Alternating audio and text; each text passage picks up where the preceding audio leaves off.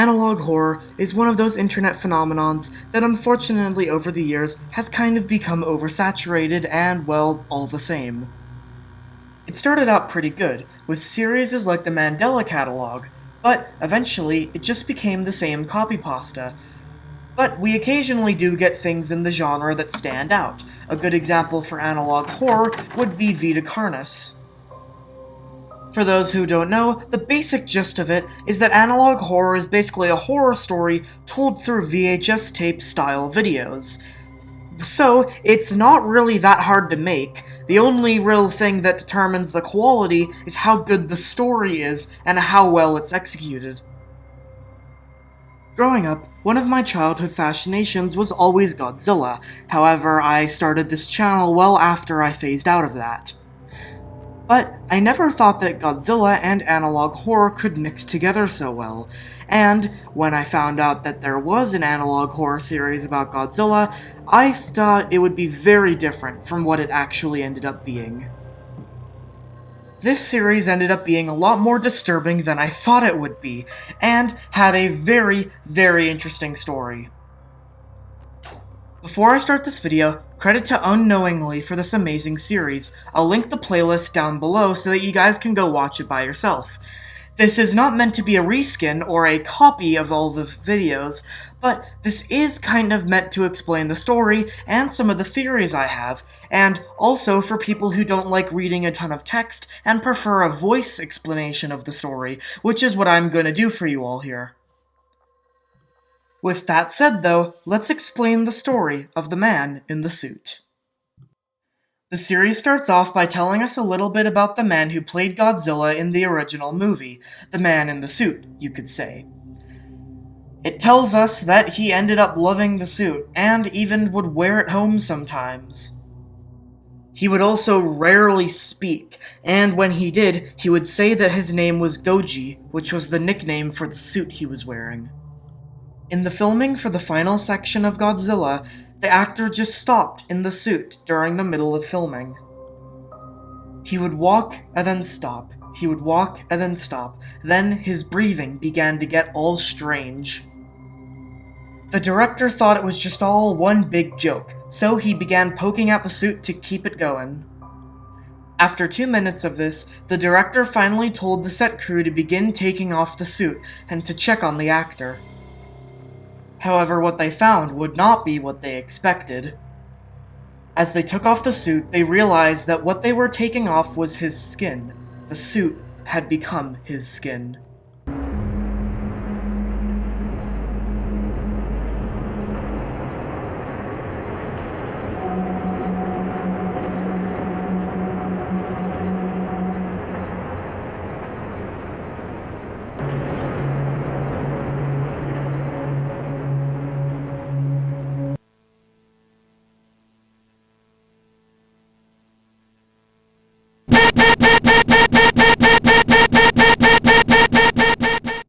And yeah, that's the first episode of the series.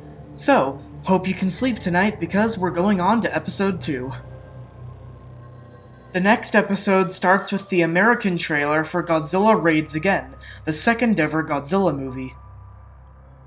After the incident while filming the last movie, Toho decided to keep the man around as an actor, so that in the next movie, where they would basically just bank off the success of the first one, he could be the next Godzilla, because if they got out to the world, then they would have been sued to death. Doctors eventually examined him, and they said that he had consumed a drug that expanded his body inside of the suit, meaning that his skin and the suit would then merge. His bones were apparently also rearranged to meet the height of the suit. It also turned out that the eyes that you can see in the promotional images weren't fake eyes anymore. They were just his bloodshot eyes going straight through the suit. In the next movie, a monster named Anguirus would be used to fight Godzilla in the movie. But no one had ever told the actor for Anguirus what had actually happened to the man in the suit in the last movie, so he was very weirded out by whoever was playing the Godzilla character. The man in the suit, however, wasn't what you expected. He was actually very cooperative and continued with the making of the film. He had also lost his vocal cords, meaning that he could now just make the Godzilla roars himself. Surprisingly, everything went perfectly fine until the last fight scene of the film. Everything in the fight scene went perfectly as according to plan.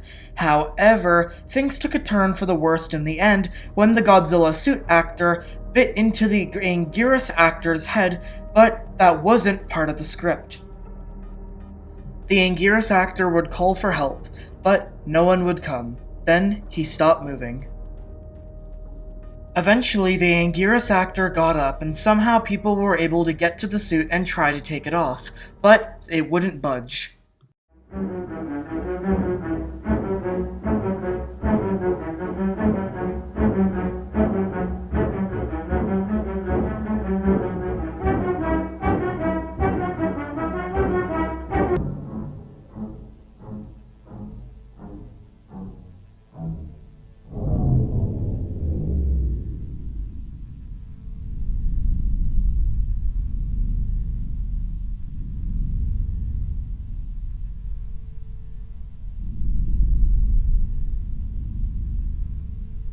And there, yet another disturbing episode of this series. But wait, did you catch that?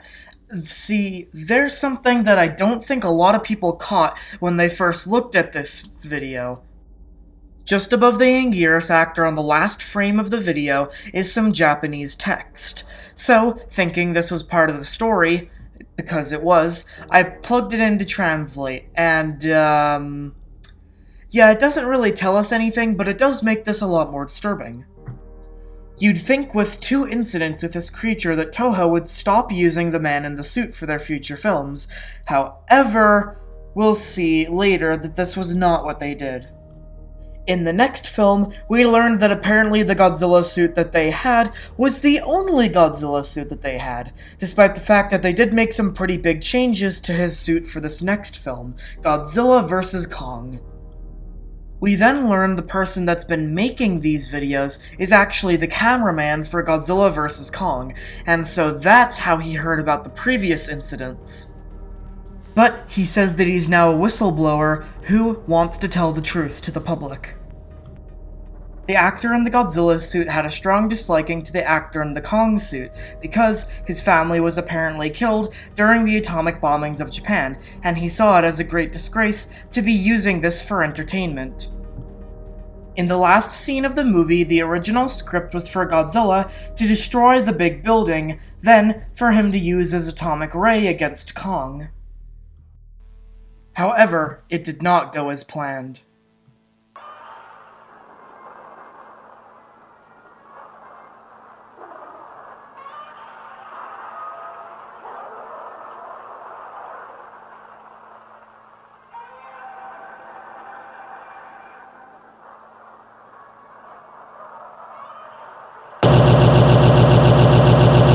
Going completely off script, Godzilla pushed Kong into the water. There was then a fight in the water, with one trying to get out of the other's grasp, but only one surfaced from the water, Godzilla. Then, sick to his stomach, the cameraman grabbed his other camera and began walking to go get some fresh air, not wanting to know what had happened to the Kong actor. But then, he heard screams from the room that he had just left. Then, the power went out, and, using his camera flash, he tried to find an exit. Then, he heard someone's footsteps walking towards him. He used his camera to take a photo with the flash, but it wasn't an employee.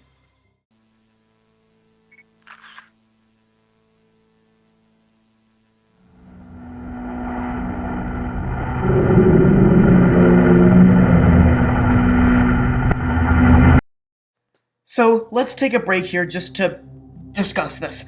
So, we've got 2 people who are stuck in suits, one of them who is murderous, and also another suit actor that is dead. So I've already got a lot of theories about this series. Actually, some of them I've just come up in the days where I recorded the last bit of audio and this audio. I've come up with two different theories as to things in the series. But we'll see if they come true later or if they don't.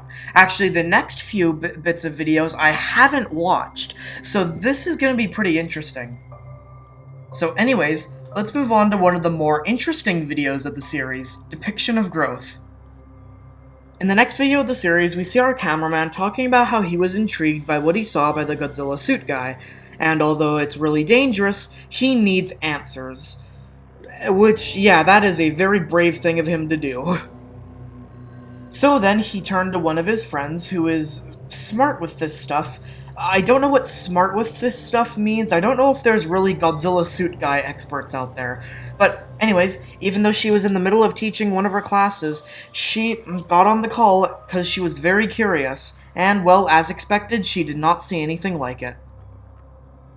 A section of the call was recorded, but if you want to see that call, just go watch the original video, please. Anyways, so she's originally amazed at what she's hearing and seeing, so she makes an analogy to a cream-filled donut, weirdly enough.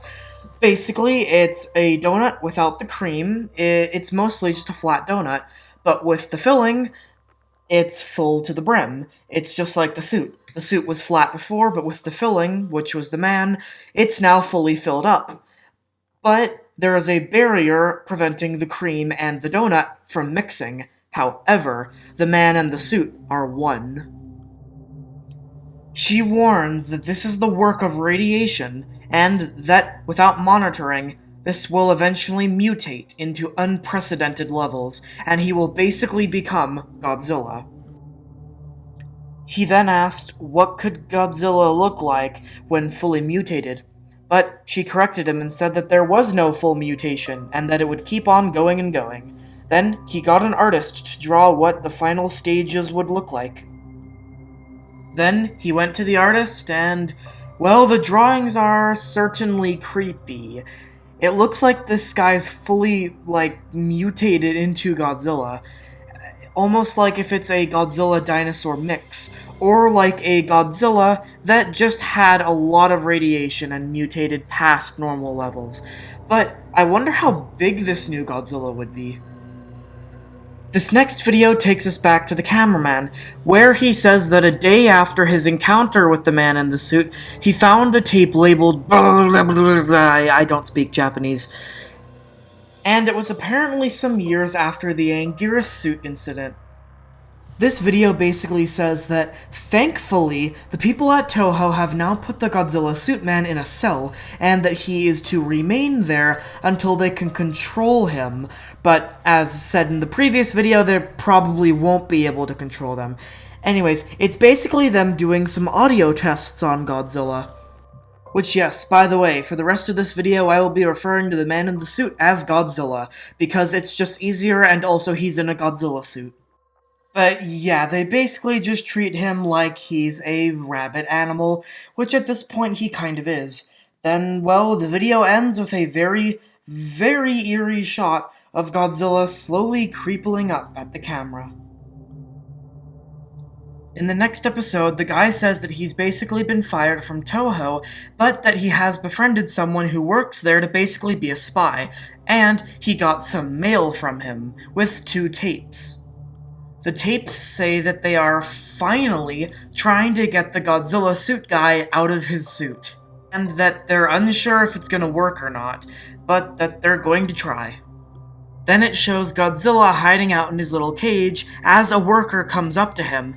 Then we hear the noise of some sort of machine, probably a chainsaw or some sort of other saw. Chainsaw would be a bit much. It says that he was very cooperative and that they thought it would hurt him, but it didn't. And even going as far as to say that the results were fantastic. Let's hope that that means they got him out of his suit. Then we see what looks like the worker taking off Godzilla's dorsal plates. Wait, hasn't this guy molded into the suit? Wouldn't it be best to just leave the suit on since that's kind of his skin right now? Yeah, whatever. But this isn't the end, because the flash from the camera apparently hurt Godzilla's eyes, so he attacked the guy with the camera. And even creepier, the person who was being chased was able to take photos as they ran away from Godzilla Suit Man. Then we get a quick slideshow of photos before the video ends. So now I'm a bit confused. How far did they get into getting this guy out? It looked like they kind of slit his jaw open, but apparently it didn't really do much. I'm kind of curious to see where this story goes. I want to see him out of the suit, but at the other end of the spectrum, there's the fact that he's molded into the suit and that the suit is his skin. Yeah, then he would basically die if they tried to take him out. So I'm surprised he was very cooperative. Looked like he was kind of just standing still as they took the suit off.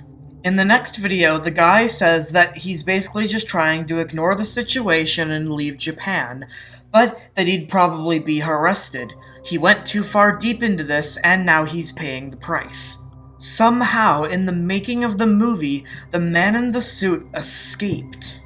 And, well, funny enough, it's on the news. And if these newspapers are to be believed, Godzilla has grown quite a lot.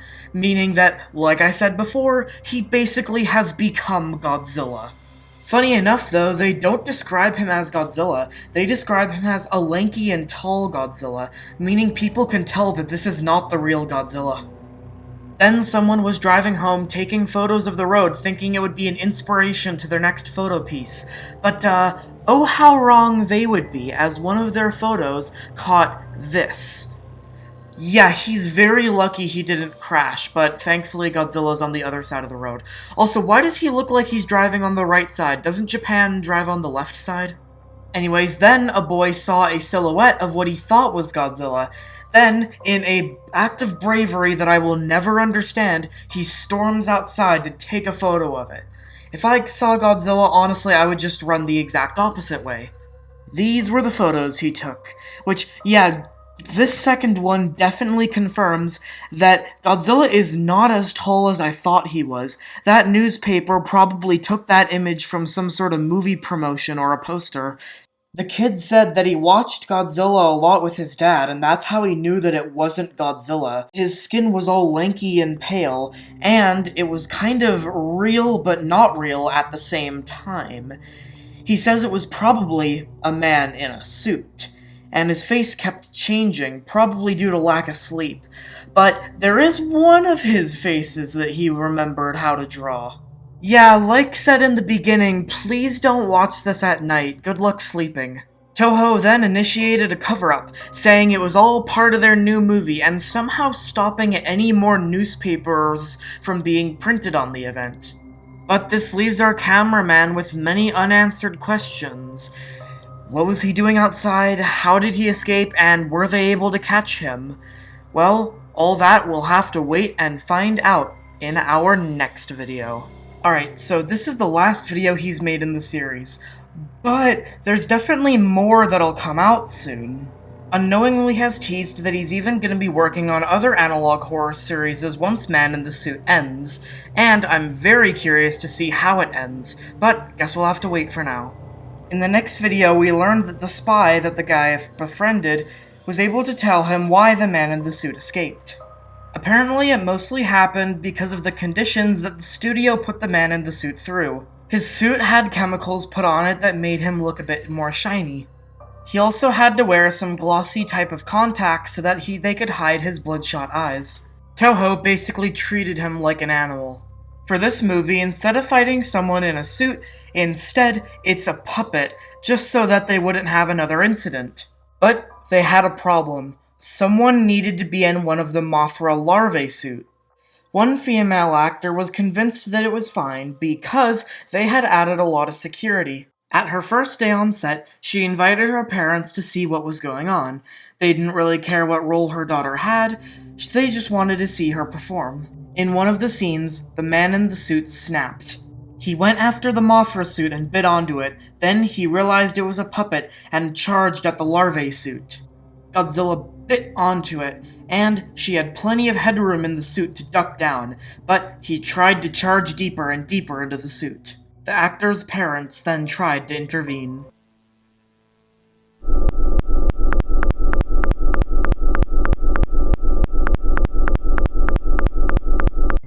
After that, he went back to try to protect the larvae suit, but the production crew were ready. They tased Godzilla, but in a fit of rage, he burst through the door. Quickly, a team of people was sent out to catch Godzilla, but the others stayed behind to get the larvae out of the suit. The spy was one of the people that went with the team to capture Godzilla. An hour later, they found them, and in that hour, all those photos from earlier were taken. He was calm at first, just wandering around looking at nature. But then, as soon as he saw the crew, his calmness stopped. He began shaking violently and making noise. Then he began vomiting a red liquid, presumably his own blood. Somehow, they got a hold of Godzilla and brought him back to his cage in the studio.